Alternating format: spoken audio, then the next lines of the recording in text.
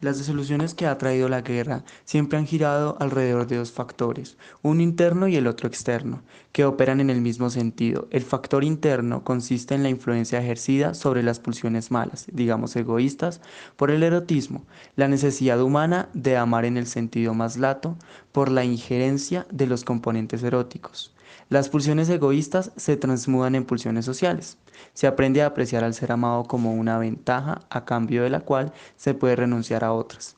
El factor externo es la compulsión ejercida por la educación, portadora de las exigencias del medio cultural, y prosigue después de la intervención directa de este. La cultura se adquiere porque renuncia a la satisfacción pulsional, y cada recién venido la exigencia esa misma se renuncia. A lo largo de la vida individual se produce una transposición continua de compulsión externa a compulsión interna. Mediante unos aditamientos eróticos, las influencias culturales hacen que, a proporción cada vez mayor, las aspiraciones egoístas se muden a altruistas social. Nuestra actitud ante la muerte. Hemos intentado silenciarla e incluso decimos con frases proverbial que pensamos tan poco en una cosa como en la muerte, como en nuestra muerte naturalmente. La muerte propia es desde luego inimaginable y cuantas veces lo intentamos podemos observar que continuamos siendo en ello meros espectadores. Así la escuela psicoanalítica ha podido arriesgar el acerto de que en el fondo nadie cree en su propia muerte, a lo que es lo mismo que en lo inconsciente todos nosotros estamos convencidos de nuestra propia inmortalidad. El hombre civilizado ante la muerte queda complementada por nuestro derrumbamiento espiritual cuando la muerte ha herido a una persona amada, el padre o la madre, el esposo o la esposa, un hijo, un hermano o un amigo querido. Enterramos con ella nuestras esperanzas, nuestras aspiraciones y nuestros goces. No queremos consolarnos y nos negamos a toda sustitución del ser perdido. Es evidente que la guerra tiene que aventar esta consideración convencional de la muerte. La muerte no se deja ya negar, tenemos que creer en ella. Los hombres mueren de verdad y no ya aisladamente, sino muchas decenas de millares y a veces en un día. La historia universal no es lo esencial, más que una serie de asesinatos de pueblos. El oscuro sentimiento de culpabilidad que pesa sobre la humanidad desde los tiempos primitivos y que en algunas religiones se ha condensado en la hipótesis de una culpa primaria, de un pecado original, no es probablemente más que la manifestación de una culpa de sangre que el hombre primordial echó sobre sí. Nuestro inconsciente es tan inasequible a la idea de la muerte propia, tan sanguinario contra los extraños y tan ambivalente en cuanto a las personas queridas como lo fue el hombre primordial. Nos obliga de nuevo a ser héroes que no pueden creer en su propia muerte. Presenta a los extraños como enemigos, a los que debemos dar o desearle la muerte, y nos aconseja sobreponernos a la muerte de las personas queridas, pero acaba con la guerra es imposible.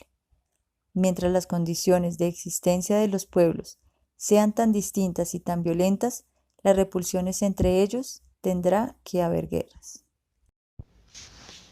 Socializamos los temas entre Einstein y Freud. Generalmente fueron relacionados por correspondencia entre los años 1936 y 1939. En su primer correspondencia, el tema relacionado fue: ¿hay algún camino para evitar a la comunidad los estragos de la guerra? Como bien lo hice en la lectura y colocando nuestro punto de vista, observamos que lamentablemente ha sido un fracaso, teniendo en cuenta que siempre va a estar de por medio algunos movimientos revolucionarios. Y así, en todas las naciones se observa esta problemática, entre muchas otras, y que al día de hoy lo único que se genera son más preguntas de cómo solucionar estas problemáticas externas e internas. Los conflictos de intereses entre los hombres se zanjan en principios mediante la violencia.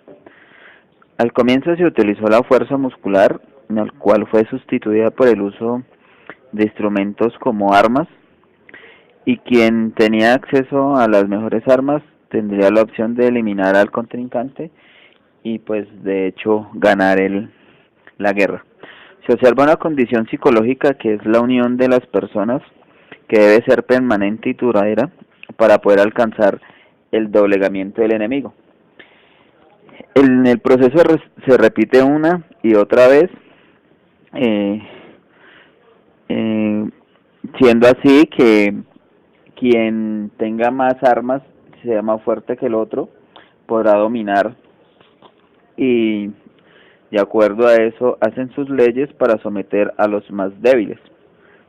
Encontramos una doctrina de pulsiones a las que han llegado desde el psicoanálisis, tras muchas vacilaciones, que son dos: las eróticas y los que quieren destruir o matar, como también unos fundamentos orgánicos entre los caracteres psicológicos de la cultura, que son el fortalecimiento del intelecto y comienza a gobernar a la vida pulsional, y la interiorización de las inclinaciones, al agredir con todas sus consecuencias ventajosas y peligrosas.